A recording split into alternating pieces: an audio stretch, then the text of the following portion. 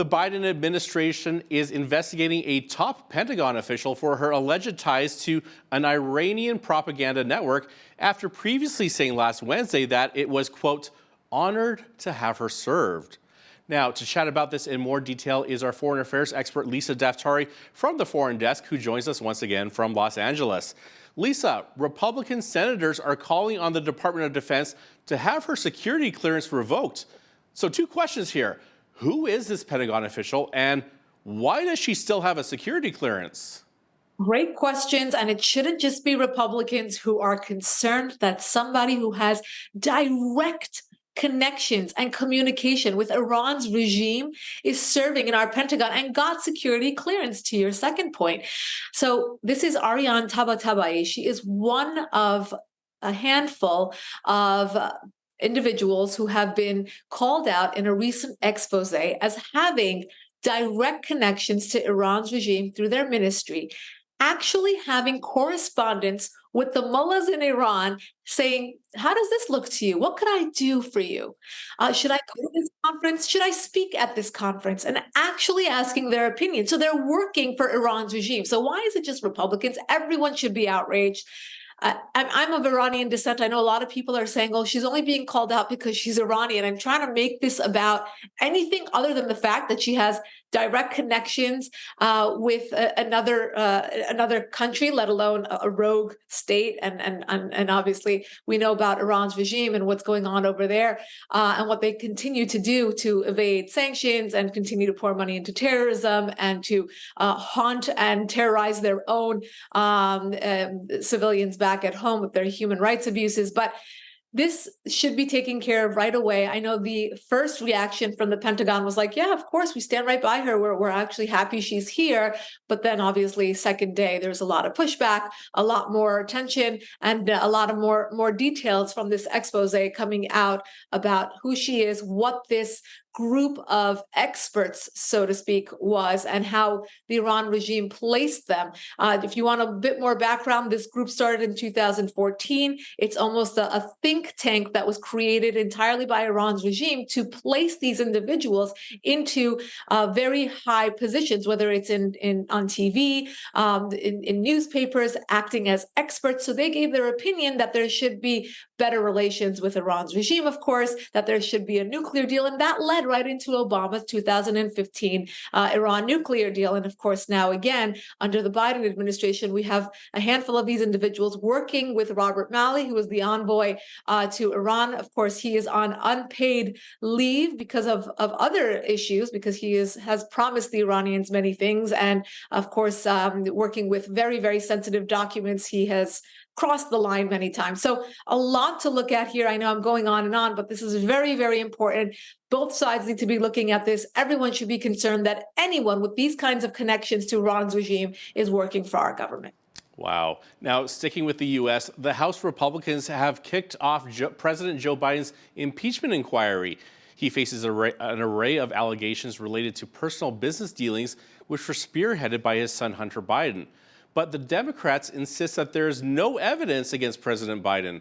Lisa, what kind of evidence do the Republicans have? A lot. I mean, it is a lot. There's direct evidence, again, of them making promises and fulfilling those promises to the Chinese, to others, getting paid directly by China. There's actually a whole book written about this by Peter Schweitzer that is extremely interesting, that just shows the level of access that the Chinese have, whether it's with our military computers, whether it's with making these promising that his dad will meet with Chinese officials, really using the office of his vice presidency at the time. And of course, now that he's president, that kind of trickles through, right? So I promised you my dad, and then he was making the big bucks. There's a lot of evidence out there, of course. I don't think this is something that should be taken lightly. Nobody wants an impeachment. That's a stain on our nation, regardless of what your political affiliation is. To see this kind of evidence is also a stain on our reputation here in the United States. So we're a mess south of your border. We're a mess here in the United States, but that's where we have it right now. Now, there are reports that Robert F. Kennedy Jr. will be announcing plans to seek the White House in 2024 as an independent candidate.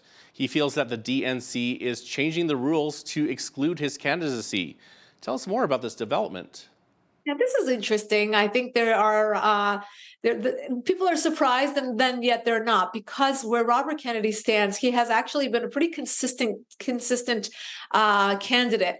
And he feels as though the Democrat Party has not only shifted further and further to the left, but they're changing the goalposts in order not to include him, because he is not playing by the rules and he doesn't necessarily fit the exact party lines the way that they have evolved and where they are right now.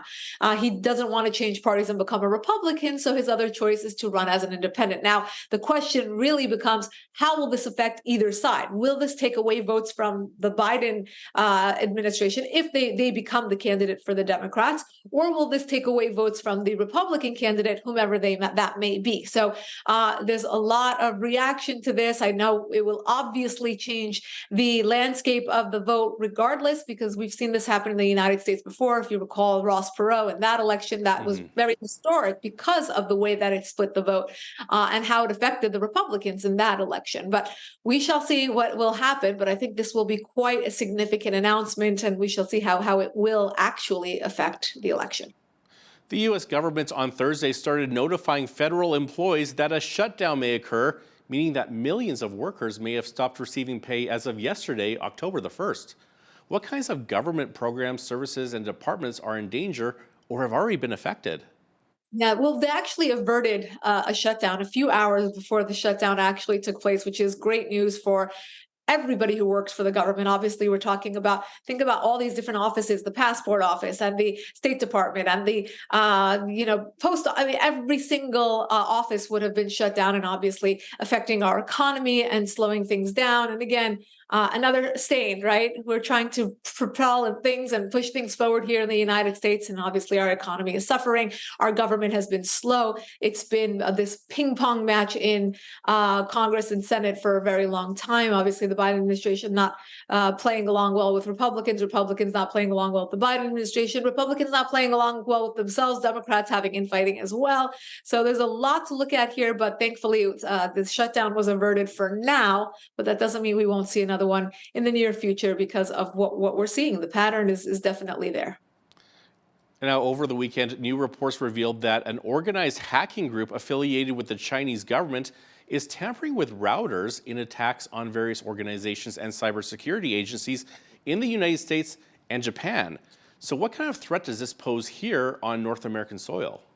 Yeah, well, they're reaching us. That's exactly what it is, Naveen. And we know that they're reaching us on many different levels, right? We know that the Chinese infiltrated, universities and science labs, and they've even created their own what they call a police squad in New York City. It's not really a police squad; it's really like a mafia that shuts down any dissent that they find among Chinese Americans, and they reach them here on U.S. soil. But that level of access, they've been able to be interns in Congress. They've been able to really access all different parts of the high echelon society here in the United States that are very influential in shaping opinion, in shaping legislation, in moving forward the labs and the technology and the research.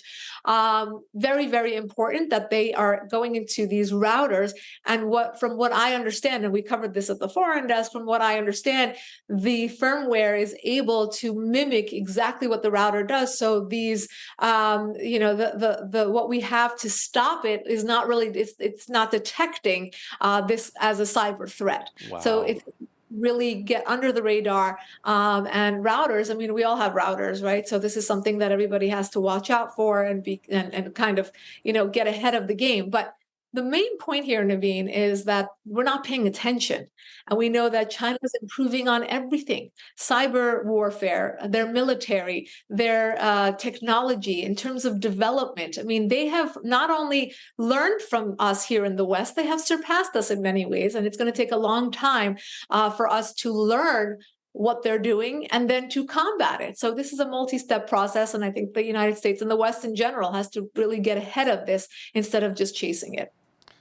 Staying with China for a bit, TikTok's parent company ByteDance has allegedly blocked users that have critical views of China from accessing that popular app.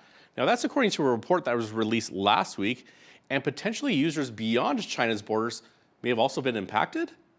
Yeah, so think about, I mean, we've been warning about this, right? That's why a lot of us don't even have TikTok. We don't want to give that kind of access to the Chinese. We know that they have the access and we know they're going to use it, right? God forbid anybody should say anything against China's government because they will come after you, whether you're online or whether you're in China, whether you're in New York City or you're in Hong Kong, they will come after you. And this is a wonderful way of giving them access, of giving them information and letting them come after us. And when we see this kind of backlash, letting or watching the Chinese use their leverage on this platform, it really should be a red flag to many who are on that platform, giving your access and information to the Chinese and watching as they're using it to their benefit.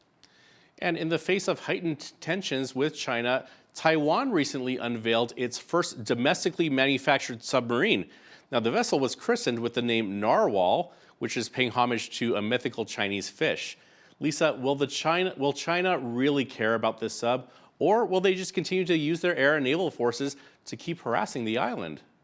Yeah, it's almost as if I don't when we covered the story at the foreign desk, I kind of thought to myself, this might even be worse because obviously it's not something that they can do to keep up with the Chinese or combat the threat of China by any means.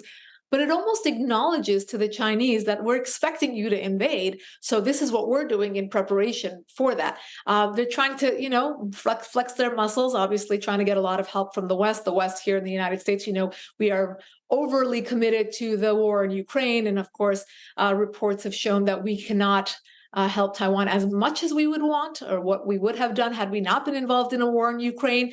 But in the meantime, of course, there are many legislatures who are wanting to support Taiwan. It's something that's on their priority list, not wanting to sit back and just allow us to keep putting money into Ukraine and forget about Taiwan. So I think they have a lot of support here among lawmakers in the United States. But at the same time, I mean, it's not something that they can carry on their own. So the announcement of one, military machine is not going to scare off the Chinese by any means.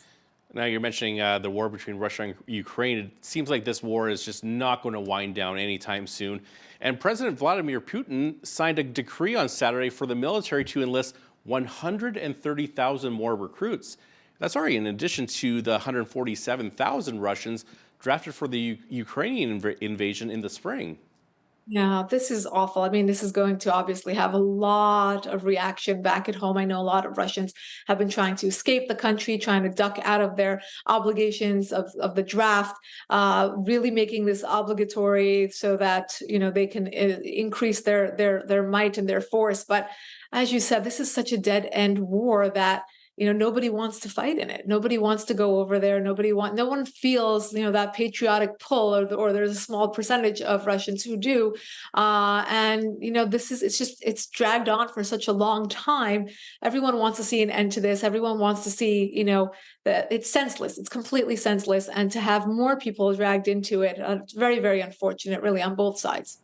And on Sunday, Turkish warplanes carried out airstrikes on suspected Kurdish militant targets in northern Iraq following a suicide attack on a government building in the Turkish capital of Ankara. Tell us more about this. Yeah, so this attack was allegedly claimed by the PKK, which is a group that is of Turkish descent. They are in northern Iraq. That's where most Kurds are, rather, sorry, Kurdish.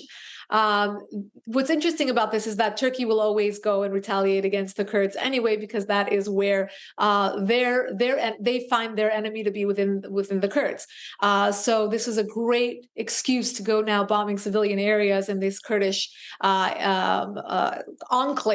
to go after them, and again say that, well, if you had this bomb, then we're going to retaliate in this way, and obviously use full force and something that was completely lopsided. But that's how the retaliation took place. And turning over to Haiti now, gang violence is escalating in Haiti. So the UN Security Council is scheduled to vote on authorizing a one-year deployment of an international force to help Haiti quell the surge of violence. So tell us more about what's going on there. Yeah, this is a lot of gang violence. We've watched this evolve and continue and continue. I know the Western nations, including the United States, have asked their civilians to evacuate because they don't see an end in sight. Obviously, a lot of travel warnings to Haiti. And now they may be voting to send help to break up these gangs to help them move forward in a way that the gangs do not take over, that they do not threaten and terrorize civilians, and that they can perhaps, make some sense out of what's going on the ground over there. Lisa Daftari is our foreign affairs expert and the host of The Foreign Desk. Lisa, thank you so much for joining us from Los Angeles. My pleasure. Thank you for having me.